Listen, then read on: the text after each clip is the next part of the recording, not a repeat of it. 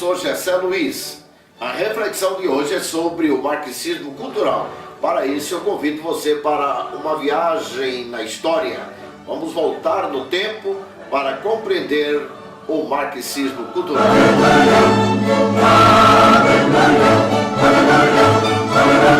Nós vamos encontrar Karl Marx, que não é nada de exemplo para um movimento literário, nada de exemplo para uma formação familiar e nem tampouco de indivíduo. A história de Karl Marx ela é funesta desde a sua gênese. Então podemos ver o segmento de Karl Marx. Ele é o pai do comunismo, do relativismo e do humanismo.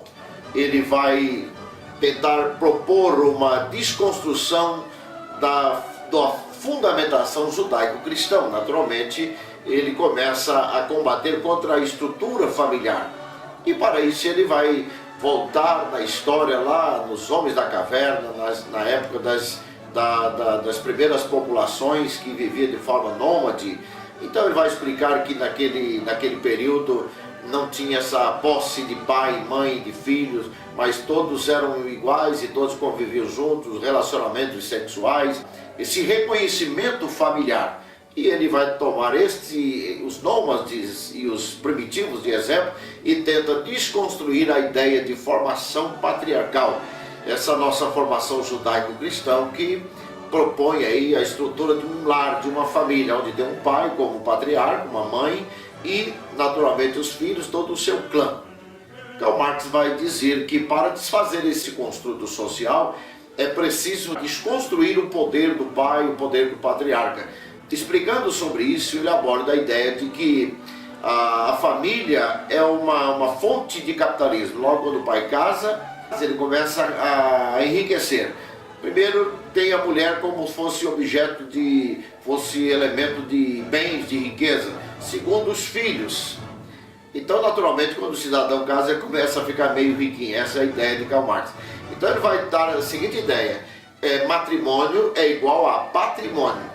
Se o cidadão casa, ele começa a melhorar de vida. Em certo ponto, não é verdade isso, porque o casamento, ele traz sim uma estrutura, mas Karl Marx não tá preocupado com a estrutura familiar. Ele quer desconstruir a estrutura familiar e combate contra a formação familiar.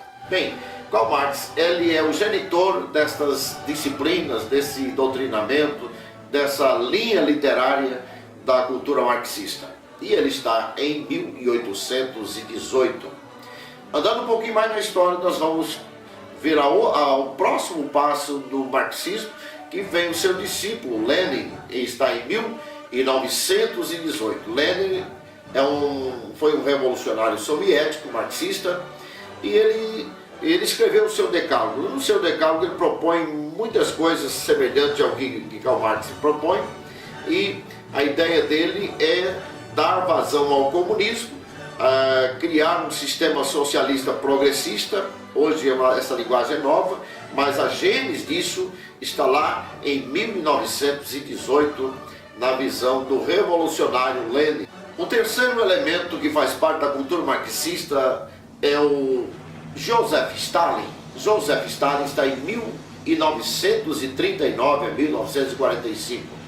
Joseph Stalin, ele olha a progressão americana, o avanço dos Estados Unidos, e ele traça um plano, propõe um plano para desconstruir toda a estrutura americana, tendo em vista que era uma estrutura de formação patriarcal, judaico-cristão, e o evangelho fervilhando, e muitas nações ancoradas na América do Norte. E Joseph Stalin vai dizer o seguinte: a América é um corpo, e a América ela é sobrepuja, ela está estruturada em 3 colunas, num tripé. E o primeiro tripé que ele vai lembrar é que a América é patriota. Os cidadãos americanos amam a pátria. E na visão de Joseph Stalin, se fizesse com que os jovens, as crianças crescessem não valorizando a pátria, a América do Norte seria enfraquecida. Bem, isso foi implantado. E esse primeiro passo, o sistema marxista conseguiu avançar na América, e com muito sucesso. Segundo ponto que Joseph Stalin vai dizer é que a América ela está firmada numa segunda coluna chamada de moralidade. Se derrubar a moral da nação americana, os países ancorados a ela também, principalmente o Evangelho, sofrerá a mesma consequência. E essa era a ideia, fazer com que os americanos fossem tolerantes ao homossexualismo, a liberdade sexual, o sexo antes do casamento, a prática de sexo ainda na adolescência, tudo isso foi proposto por esse projeto marxista. Essa foi a segunda coluna que Joseph Stalin viu que poderia derrubar na América do Norte. O terceiro pilar, ele olha o pilar da espiritualidade. Então ele diz, a América ela é espiritual. O sistema religioso da América é um sistema espiritual. Derrubando a espiritualidade da nação, naturalmente esses três pilares sendo fragmentados, a América desaba por dentro.